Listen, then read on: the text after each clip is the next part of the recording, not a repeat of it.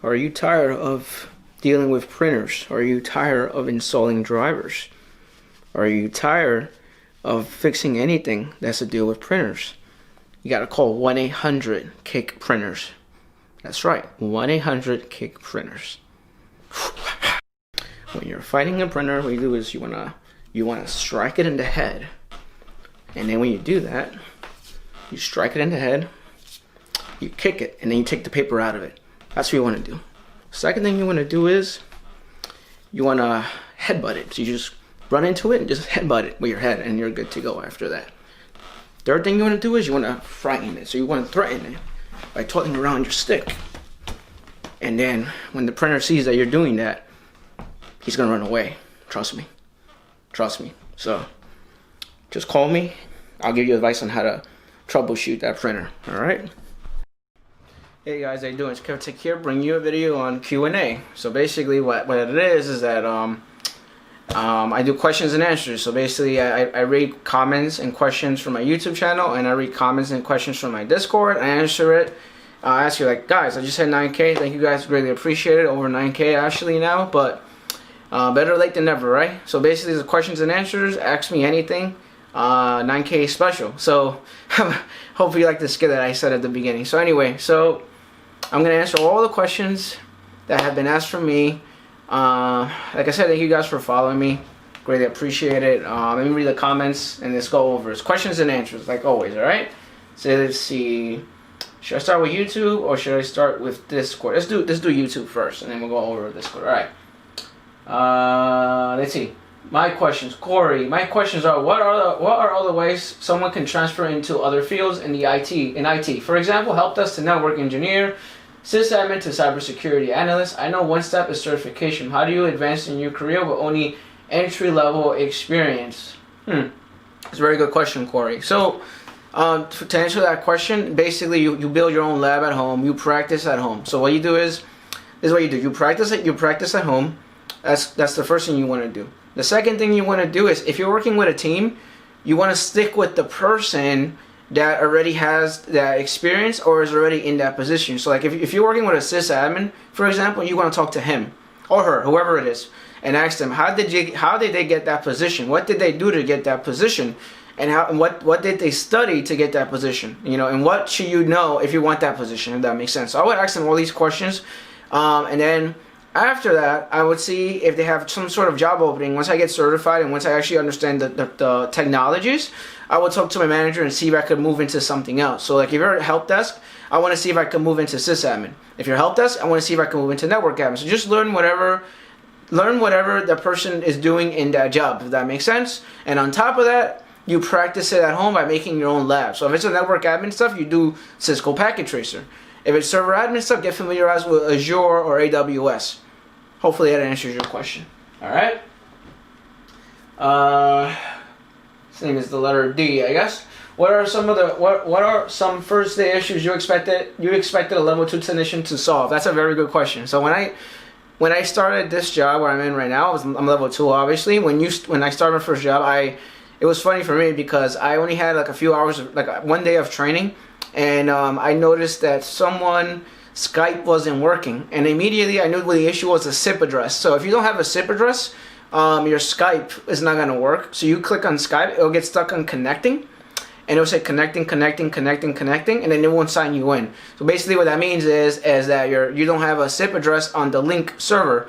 So I immediately knew that there's something going on with his Skype account. So I was like pinging a bunch of people in my department, if that makes sense, and I asked them, like, how do you get access to the link server?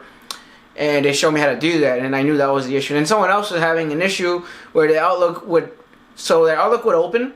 So you know how you make an Outlook profile for the first time and you hit next. So usually when you make an Outlook profile, it connects to the server automatically, and then Outlook opens automatically. So someone would open Outlook and then nothing would show up, nothing would connect, nothing would work. And I'm like, this person is missing a mailbox. Why is their mailbox not set up?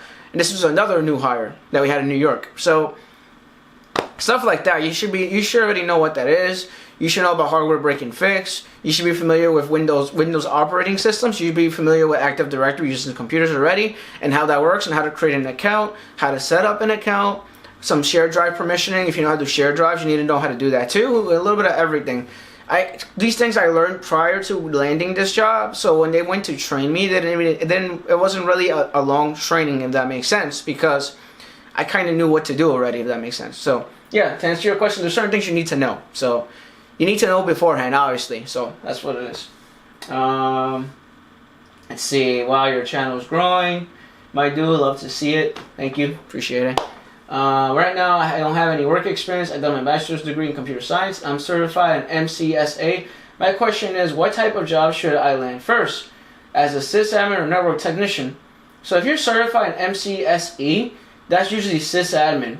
And you don't have any work experience. So I'm going to tell you, I'm sorry, I'm going to tell you the truth. No one's going to hire you if you have no experience. So you're going to have to start with Helpdesk. Helpdesk or IT support. Then you move over to server admin.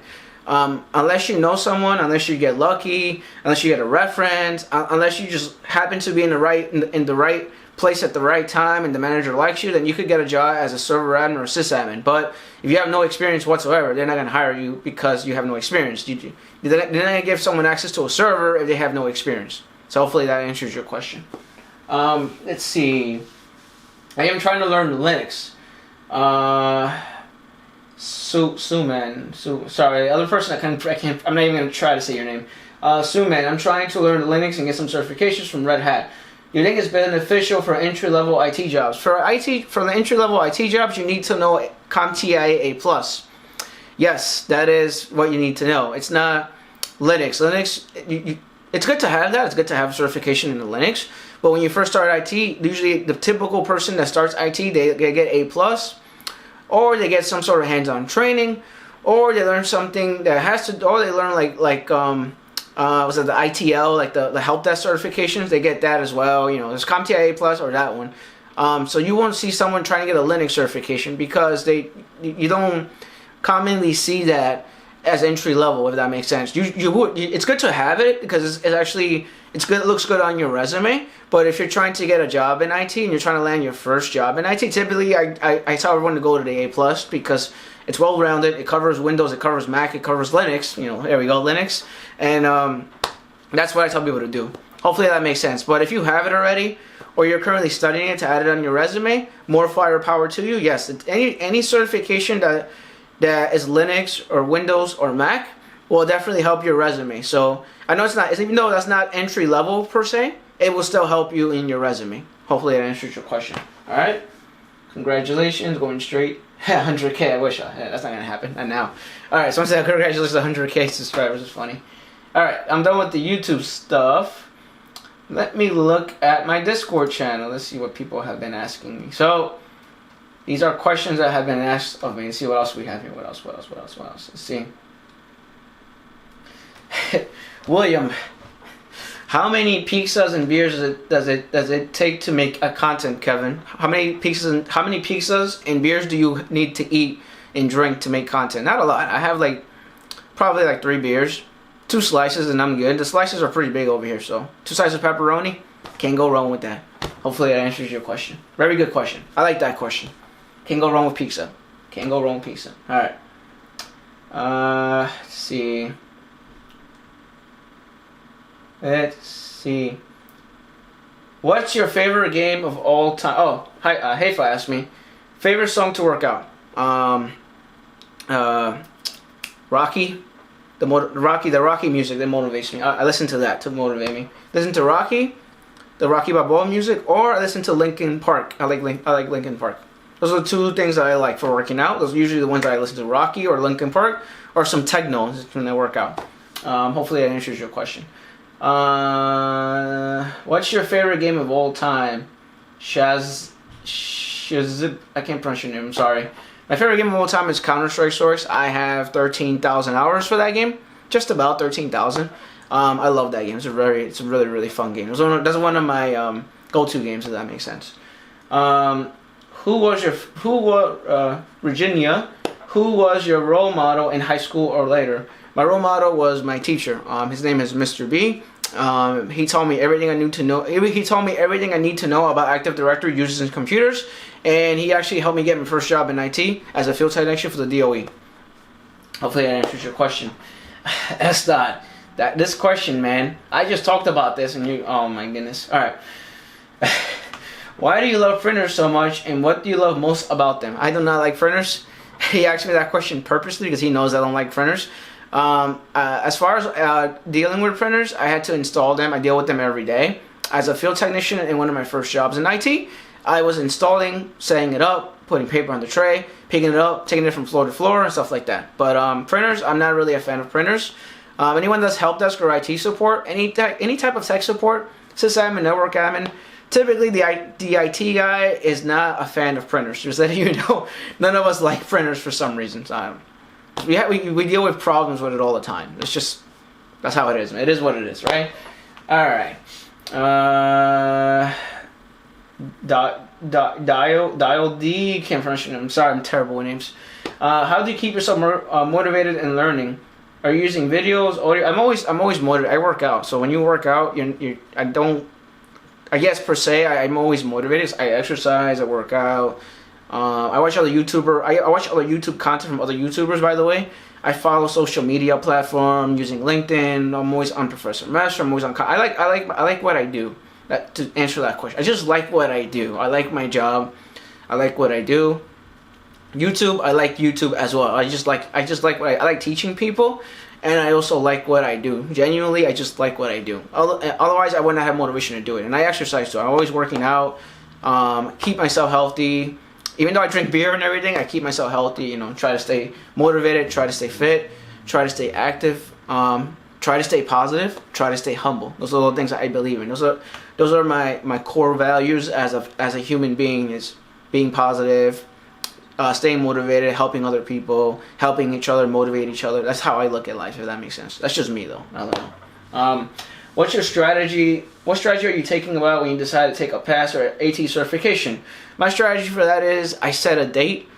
I look at the date and I'm like, okay, I gotta do this in 2 months. And I start watching Professor Messer. I start doing all these things like Udemy or IT Pro TV. Anything I could do, get my hands on the book, read the book, and then just practice it on a lab environment. And then after that, I go take the exam, if that makes sense. That's how I do it. That's my strategy for it. Because I'm more of a hands-on kind of guy, so I have to physically see everything in order for me to memorize it. I cannot read a book per se. It just doesn't stick with me if I read a book. So instead of that, I actually physically install Windows 10. I would physically do the actual thing that's required in the book in order for me to learn it. That's the only way I learn. Or I watch a video like Professor Masters, and that's the only way I'm gonna learn. That's just me. How many countries have you visited, and what are the next ones after the pandemic? Okay. Country I visit. Let's see. Good question. London, Ireland. So London, Ireland, Canada, Spain, Ecuador, Germany. Six countries so far. Where I want to go after that, probably go to Japan. I want to go to Japan. I want to travel to some states around here, so I want to go to Dallas. I want to go to California. I want to go to Denver, Colorado, and a few other places. But for traveling out of the country, like I said, Japan is one of them. Italy is one of them. Probably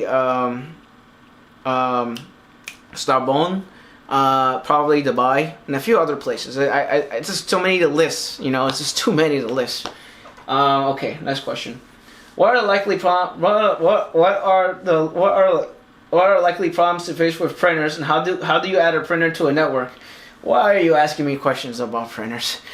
Yeah, so printer problems usually. I have a video on that. I'm gonna say this. I'm gonna have a video on it. Go watch a video on it. I have a video on printers. I'll leave it below in the description. Stop asking me printer questions. Oh my god. All right, so.